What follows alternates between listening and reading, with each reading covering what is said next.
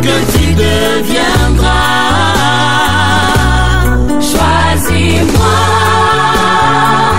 je suis le livre, j'ouvre la connaissance immense. Choisis-moi, je suis le livre, maître du savoir. Bienvenue mesdames et messieurs, chers téléspectateurs et amis, fidèles de l'émission Un livre, 1000 idées. Ces 10 dernières années, nous assistons à une prolifération des églises à travers le monde en général et en RDC en particulier. Mais une question mérite d'être posée. Sait-on justifier sa foi? Est-ce qu'on connaît réellement les vraies raisons pour lesquelles nous pouvons appartenir à une ou telle autre église? C'est la raison pour laquelle aujourd'hui le père Carlos Orduna a sorti un livre de portée hautement spirituelle et théologique qui porte le titre « Sais-tu justifier ta foi ?» Est-ce qu'on a des arguments qu'il faut pour justifier notre foi que nous confessons au quotidien?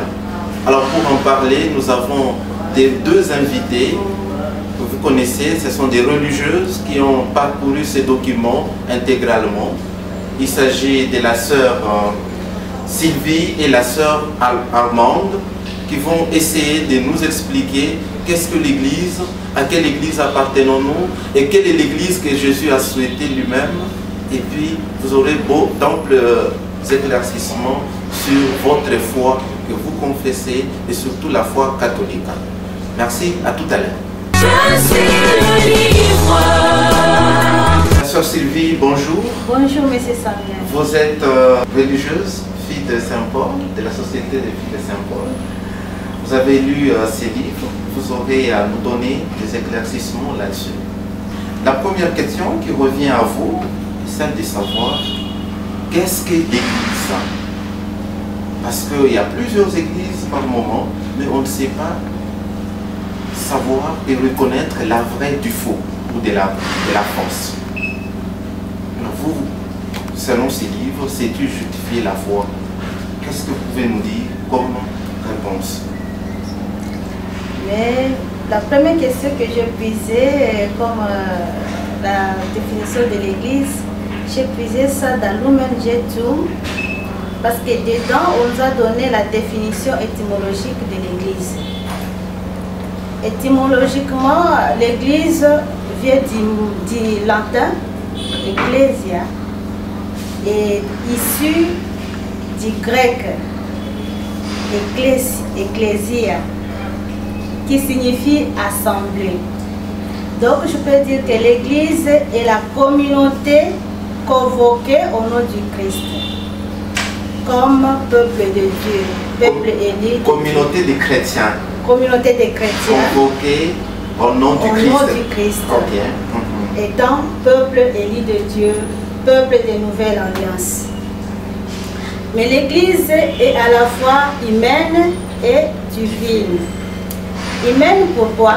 Parce que elle porte sur ses traces, elle porte sur ses traces, oui.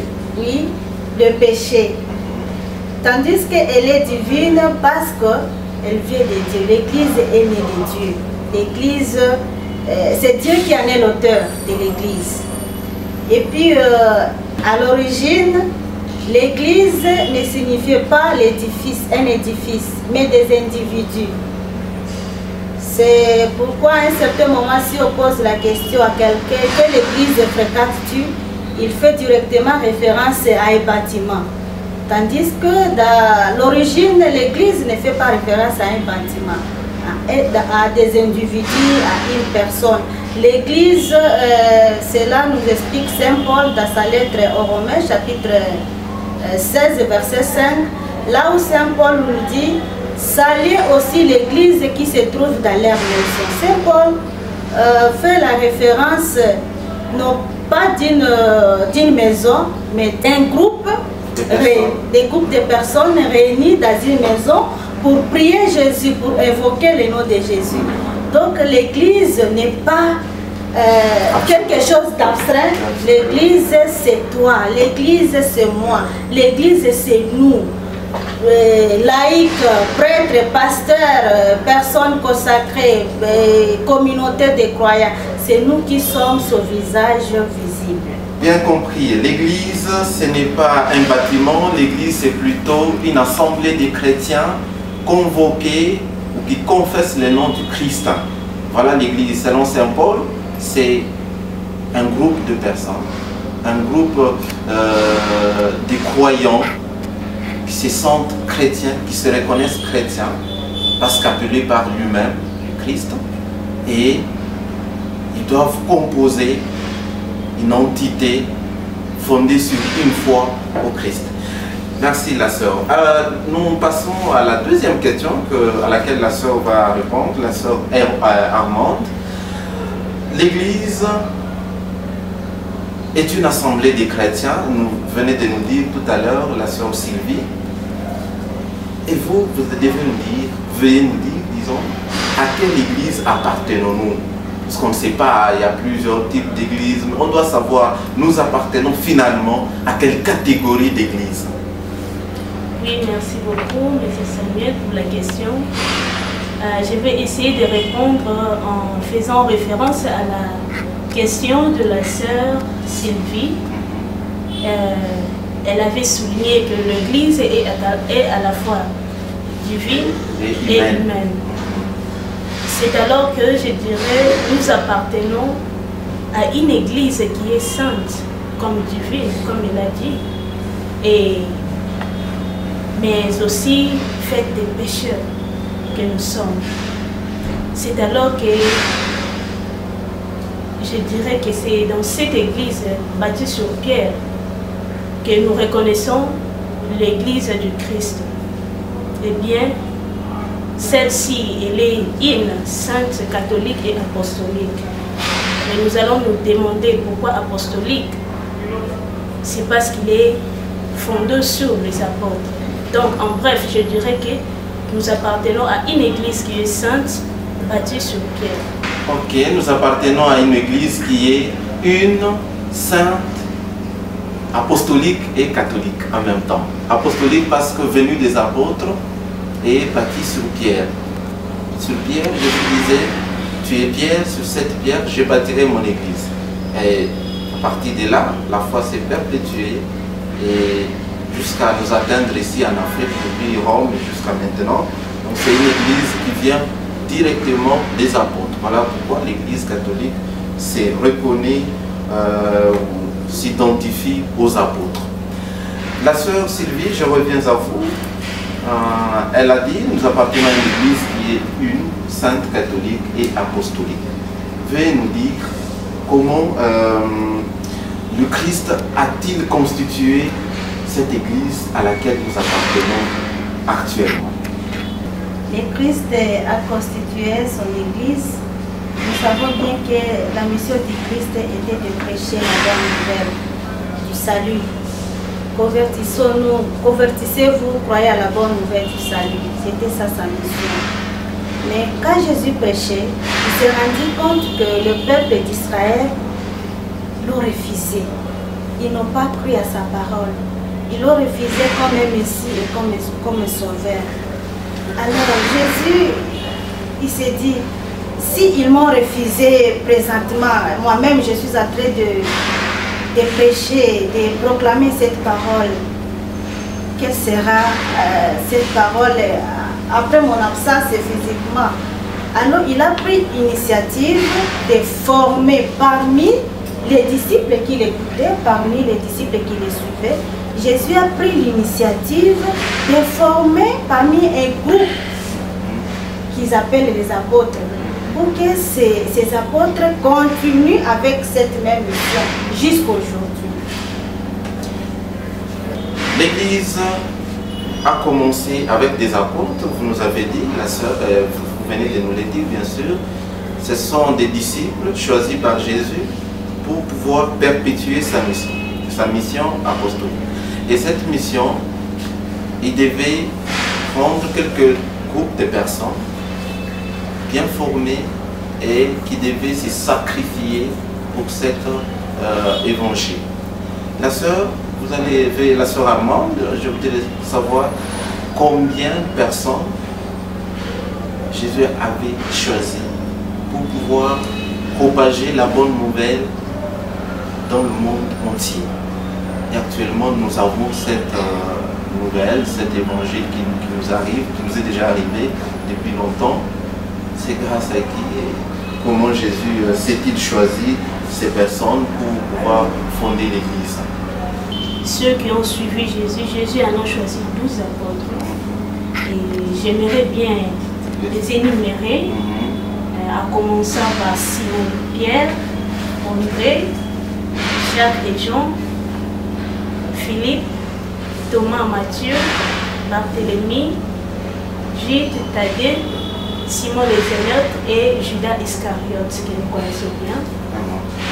Et je me demande, et puis certains aussi parmi nous se demandent, mais qui est disciple et qui est apôtre? Et je vais répondre en disant que le disciple, c'est toute personne à la suite de Christ, à la séquelle à Christ. Donc toute personne qui a suivi Jésus est celui qu'on appelle disciple. Mais apôtre, nous voyons qu'apôtre, c'est la personne mise à part, que Jésus lui-même a choisi, à l'instar de ces apôtres que je viens de citer. Donc c'est ça en bref ce que je peux dire concernant la différence entre disciple et apôtre. Merci. Êtes-vous apôtre, êtes-vous disciple? Donc nous sommes juste des disciples de Christ, puisque nous sommes assassins. Les apôtres, ce sont des personnes loin, ceux à qui le Christ lui-même s'était choisi parmi les 12. Alors nous allons savoir pourquoi Jésus avait simplement misé sur le chiffre 12, pourquoi il ne pouvait pas aller à 70, 40, il s'est arrêté au nombre de 12. Alors la sœur va nous expliquer, la sœur Sylvie, le chiffre 12 symbolisait quoi et symbolise quoi dans l'Église actuellement? Le chiffre 12, d'abord pour les Juifs, c'est un chiffre qui symbolise la totalité du peuple élu de Dieu. Et nous connaissons bien que dans l'Église, le peuple élu de Dieu, c'était les Israélites. Alors ce sont eux qui étaient le peuple élu de Dieu. Et Jésus a fait référence aussi à ce peuple-là. On disait les 12 tribus d'Israël, c'était ça. Alors Jésus en a fait aussi référence à ces 12 tribus pour constituer ses apôtres. Ce n'était pas par hasard qu'il a choisi, donc il a fait référence à ces 12 tribus. Donc aux 12 tribus du peuple d'Israël. Okay. La sœur Armande, je reviens à vous. Vous nous avez parlé d'une église qui était une, sainte, catholique et apostolique. Malheureusement, vous ne nous avez pas dit quand est-ce que cette église était née.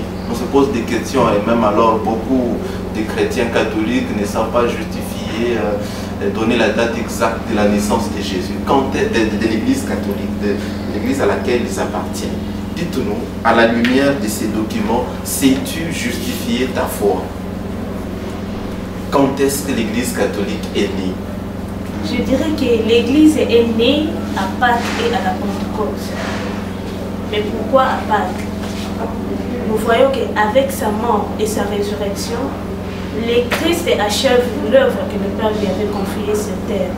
Il finit sa mission.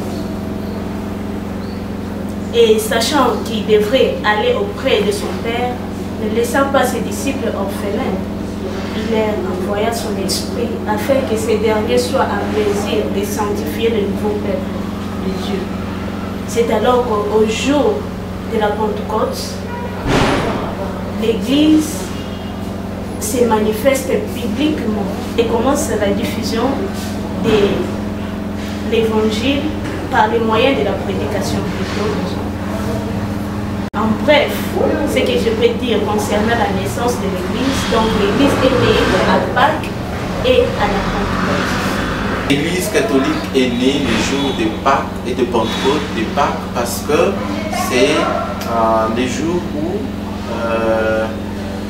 on a fortifié la foi des chrétiens. Pentecôte, il y a une effusion de l'Esprit Saint et les disciples et les apôtres devaient aller parler en langue, diffuser la bonne nouvelle dans le monde entier. C'est à partir de ce moment-là que les apôtres devaient divulguer la bonne nouvelle, confesser, convertir les païens au christianisme et à croire en Jésus-Christ. La sœur Sylvie, que veut dire le Christ, l'Église et le corps du Christ? L'Église et le corps du Christ.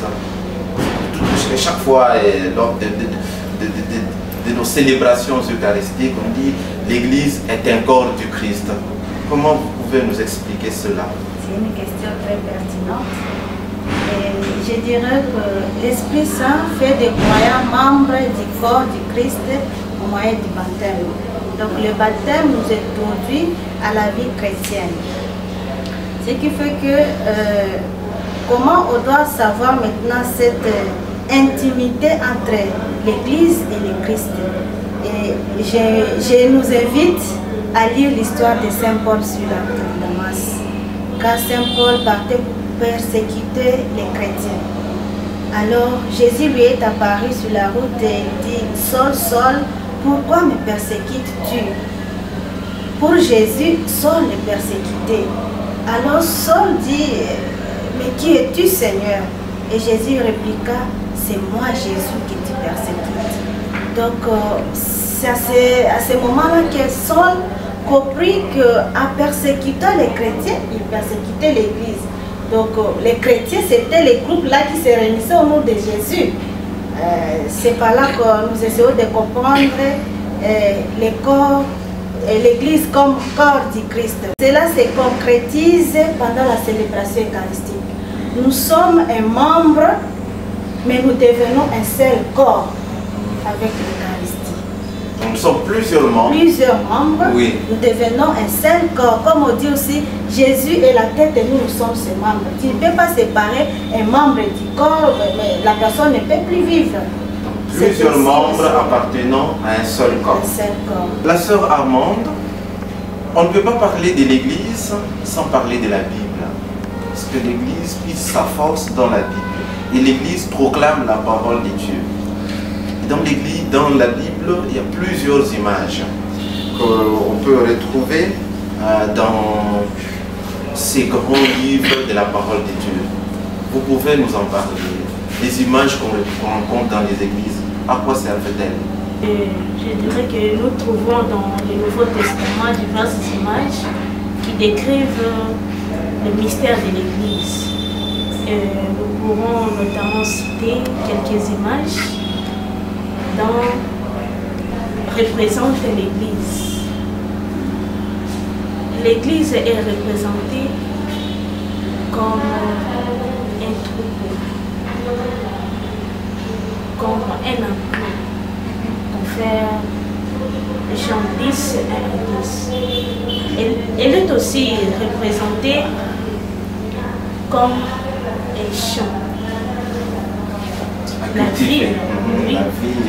La vigne du Seigneur. Il y a plusieurs semences. Oui, là nous trouvons dans Matthieu 21, 33 à 34. Elle est aussi représentée comme édifice et temple de Dieu, comme vient l'expliquer la sœur. Église comme corps de Christ, temple de Dieu.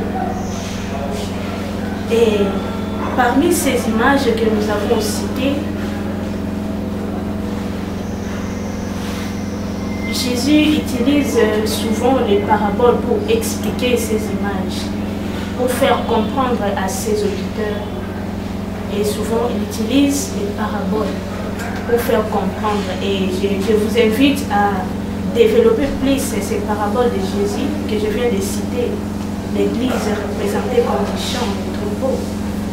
D'aller lire un peu plus dans les paraboles de Jésus parce qu'il explique plus ces images. Merci. L'Église dans la Bible est représentée comme étant un troupeau, un champ à cultiver. Il y a plusieurs images qu'on rencontre dans la Bible qui symbolisent l'Église. La sœur Sylvie, la dernière question avant de terminer notre émission. Quelle est la véritable Église? Puisqu'on se demande, je quittais telle Église pour une autre, moi je n'appartiens pas à telle Église. Dites-nous, la véritable Église, par quoi peut-on la reconnaître? Oui, en parcourant ces documents, on nous explique que l'Église, la véritable Église est celle que Jésus a souhaitée. Et puis, l'Église que Jésus a souhaitée, c'est une Église qui est sainte. La sœur a déjà répondu à cette question. Elle est sainte, catholique, apostolique. Donc, on disait même elle est d'abord une sainte, catholique et apostolique. Mais aussi, elle est aussi dans les temps pécheurs. Parce que les membres qui constituent l'Église ne sont pas des saints, ce sont des personnes pécheresses. Donc, l'Église que Jésus a souhaitée, c'est une Église qui est une sainte, catholique et apostolique. Merci, mesdames et messieurs, de vous être fidèles. Merci de vous savoir très nombreux qui vous accrochiez à cette émission. Nous sommes presque à la fin. Nous vous invitons à pouvoir vous procurer ces livres si vous voulez savoir tout sur la Bible, tout sur la tradition de l'Église catholique, sur son origine, et vous aurez des arguments marteaux pour pouvoir justifier votre foi, pour connaître tout sur l'existence, on peut dire sur les raisons pour lesquelles vous croyez au Christ. Nous disons merci à toute l'équipe technique et nous disons également merci à Monseigneur Solonji pour la supervision. Merci à la grande famille paulinienne pour la protection de cette émission.